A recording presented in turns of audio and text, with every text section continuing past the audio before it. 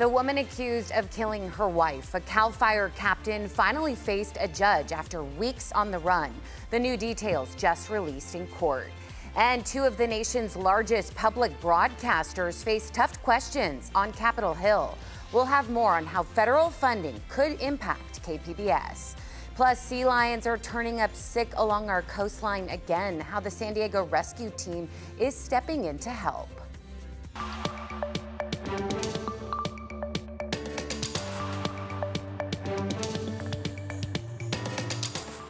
Hello and welcome. Thank you so much for joining us as we take you around San Diego. I'm CBS 8's Jenny Day, and I'll get you caught up on a week's worth of news, and we'll look ahead in less than 30 minutes.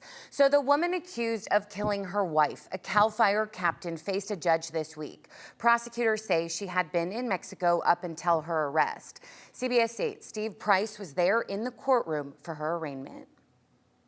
In new court documents that were filed just today, we learned that Rebecca Marodi was stabbed at least 34 times, including several times in the neck. Today, her wife pled not guilty at her arraignment, but she didn't do it from inside the courtroom. Request to enter a not guilty plea to the charges, denial of any and all allegations. The judge ordered us not to show Yolanda Marodi's face, but the 53-year-old was in a hospital bed with an oxygen tube in her nose, and she showed no emotion as the judge shared new details about the murder of her wife, Rebecca Marodi. One of extreme violence with 34 stabbing or slashing wounds.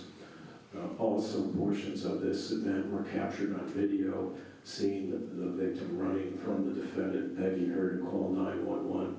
A court document obtained today by CBS 8 states an autopsy conducted Tuesday, February 19, 2025, revealed that Rebecca had been stabbed at least 34 times, which included defensive wounds and wounds to the front and back of her neck, including one stab wound to her jugular. Yolanda Marodi's attorney asked for a reasonable bail, but based on the violent nature of the attack, the judge denied that request. Court finds by clear and convincing evidence a substantial likelihood that defendant's release will result in great bodily injury to others. Rebecca Marodi, a beloved captain with CAL FIRE, had been married to Yolanda for about 2 years. But according to court documents, Rebecca recently told Yolanda that she wanted a divorce. Sheriff's investigators say on February 17th, Yolanda chased Rebecca around their property in Ramona with a knife and eventually killed her. Yolanda then fled to Mexico, where she was on the run for more than a month before being arrested by Mexican authorities this weekend and then handed over to authorities here in the U.S. I am grateful to our law enforcement partners, both in the United States and in Mexico, who collaborated to bring the defendant back here so that the victim's family can start that process to justice. It's not clear why Yolanda Marodi is hospitalized, but she is due back in court next month. If convicted on all charges, she faces at least 25 years to life in prison. In El Cajon, Steve Price, CBS 8. Yeah, tough to hear, Steve. Thank you. Well, San Diego rideshare drivers rallied for full compensation as Uber and Lyft prepared to settle a major wage theft case. It all stems from when 5,000 drivers in 2020 filed wage and hour claims with the California Labor Commission office, saying Uber and Lyft wrongly classified them as independent contractors. They say the misclassification denied them overtime breaks and mileage reimbursement. People who actively drove for the company between 2016 and 2020 are eligible for the settlement. The union representing drivers says they believe there are more drivers eligible to be part of this claim. The state of California intervened, Labor Commission said, you know what, we're just going to do one big suit for all the drivers. So if it's $1.3 billion that they can show that was taken for 5,000 drivers, you imagine 200,000 drivers, how much that is? Yeah, and the demonstration was held in conjunction with others across the state ahead of a mediation session happening with Uber on Monday. Now, two of the nation's largest public broadcasters face tough questions on Capitol Hill about whether they should continue to receive federal funding. After two Republican lawmakers introduced the Defund the NPR Act last month, that would bar National Public Radio and PBS, Public Broadcasting Service, from receiving federal money. During the hearing, Republicans Republicans from a House DOJ subcommittee repeatedly accused the CEOs of NPR and PBS of promoting a liberal agenda, saying the public media outlets should be defunded. Democrats say it's all part of President Donald Trump's playbook of going after media he doesn't like. We spoke with Deanna Mackey, general manager of KPBS here in San Diego, about the impact this bill would have on them. It would be serious. It would happen as soon as this calendar year, toward the end of the year, and it represents 13% of our budget, which is about $4 million. So there would be immediate impacts to our local service. Yeah, this week, the president said the networks are a waste of money. However, the funding bill signed into law by Trump earlier this month included $535 million for the Corporation for Public Broadcasting, the entity that gives funds to 1,500 local radio and TV stations, including NPR and PBS. Well, San Diego Unified is making strides in tackling the affordable housing crisis. This week, the board gave the green light to a series of resolutions to provide affordable housing to hundreds of its district employees. They will redevelop 5 district-owned properties to make new apartments for at least 10% of the district's workers over the next decade. Initiative is what is necessary to keep our amazing educators, our amazing classified employees here in San Diego. Yeah, residents living near these 5 district properties up for redevelopment will also have a chance to provide their input through a series of upcoming listening sessions. Well, some people in Poway are speaking out against plans to improve the region's first aqueduct. The San Diego County Water Authority started work on planned improvements months ago. Structures along 21 miles of pipelines that transport water to the San Vicente Reservoir are being renovated. But people who live nearby say the final design replaces grass and sod near houses with concrete and gravel. These are brutal designs, and they have lowered the property values along here, and they affect our neighbors and everybody in the neighborhood. Yeah, they say, though, it is too late now to change the project's design. We reached out to the Water Authority. They say, quote, pipeline structures are designed to provide safe access for crews to inspect and maintain our pipelines located on easements that predate other development. They also say they are talking to homeowners about their concerns while trying to meet all safety and technical standards. Well, sea lions are falling seriously ill along our shorelines, even showing signs of distress. Experts say it is due to a rise in algae blooms. CBS 8's Brian White is there at SeaWorld with how their rescue team is stepping in to help with the influx of sick sea lions. Yeah, the situation is intensifying with these sea lions and the symptoms they're showing just over the past week here in San Diego. And the rescue team here at SeaWorld is taking in 100 calls a day.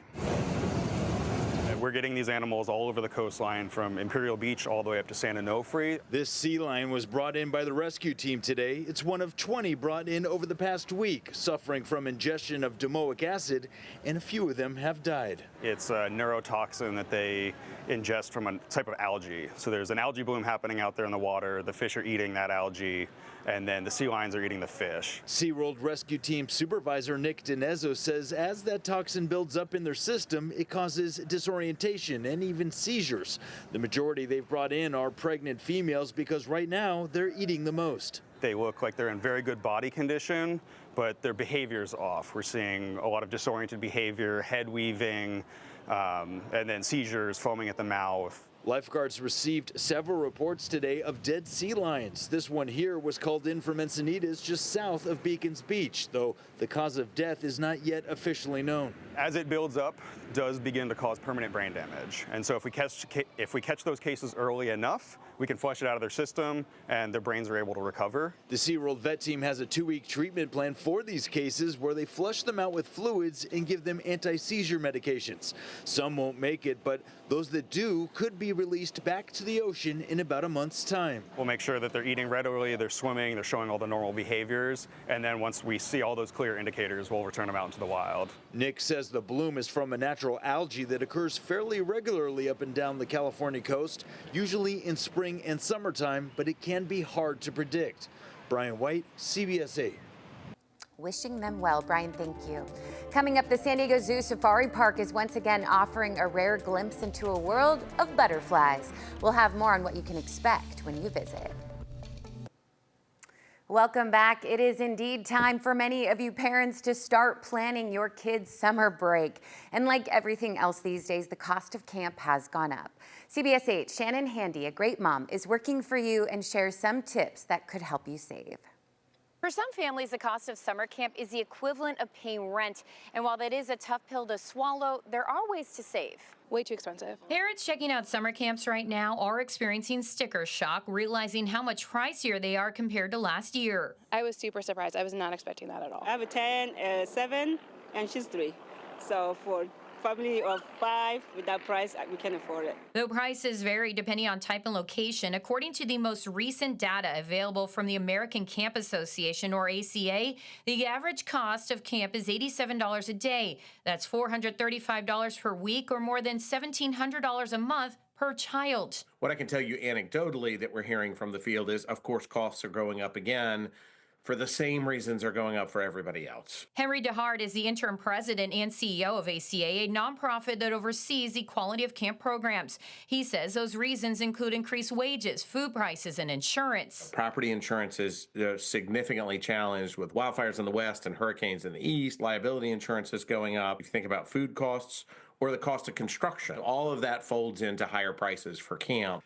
Honey, we have a problem. Hey, can you quit your job? This dad poked fun at the issue on social media, expressing what so many parents are feeling right now. Well, the biggest expense we have in Y Camp is staffing. Shelley McTighe-Rippengale is the executive vice president of YMCA San Diego County. She tells me the price for YMCA camps has gone up by less than 5%, but doesn't want parents to be discouraged. In an effort to make camp affordable and accessible to all, the YMCA has raised more than $8 million this year to offer scholarships that can help. We've been able to provide about 15,000 people in San Diego County a scholarship to come to camp, overnight camp or day camp. So if you think you might qualify, come ask. Go to the front desk of a Y, because we want to meet people where they're at. They also offer payment plans for those who need it. But it's not just the YMCA. McTighe-Rippengale suggests you ask the camp you're interested in if they too offer financial support. Other tips include seeking a scholarship through a civic organization, looking into the Child Independent Care Tax Credit, which could offset up to $3,000 per child,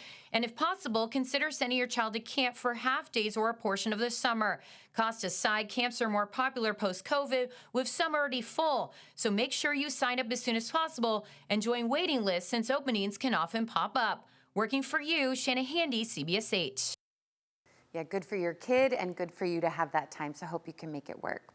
You can also do this. The San Diego Zoo Safari Park is once again offering a rare glimpse into a world most of us never see.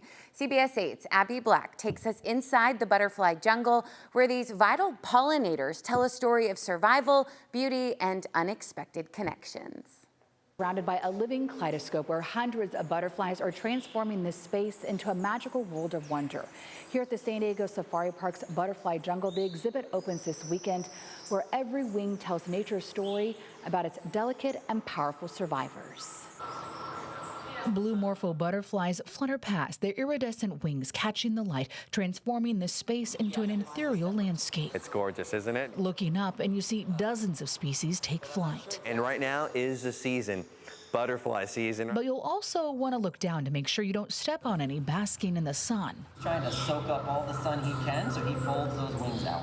One of the most fascinating species here is the seasonal leaf-wing butterfly. This is the Zeretis elops. The wildlife care team says that they're a master of camouflage, looking exactly like a dead leaf with intricate vein-like patterns. Rare for us. We don't get too many of them, and even when we do, they're really hard to find. You can see why.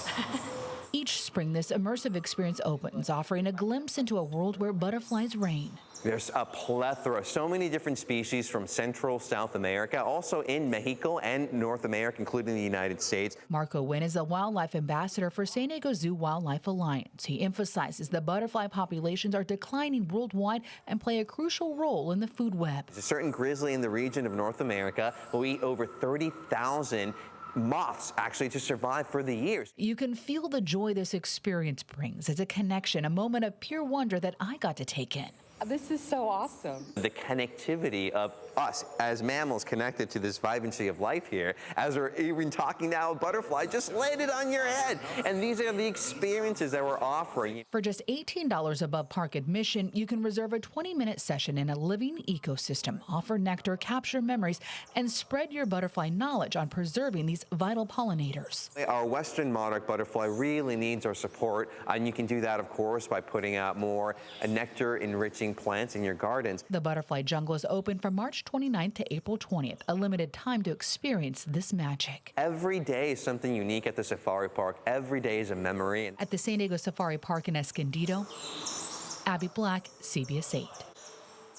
Beautiful, and wear those bright colors when you go. Still ahead, new research is shedding light on an alarming loss in biodiversity amongst wild animals. Well, new research published in the journal Nature is shedding light on an alarming loss in biodiversity amongst animals in the wild. CBS 8's Evan Narani breaks down why it's happening and what we can do about it in this Earth 8 report.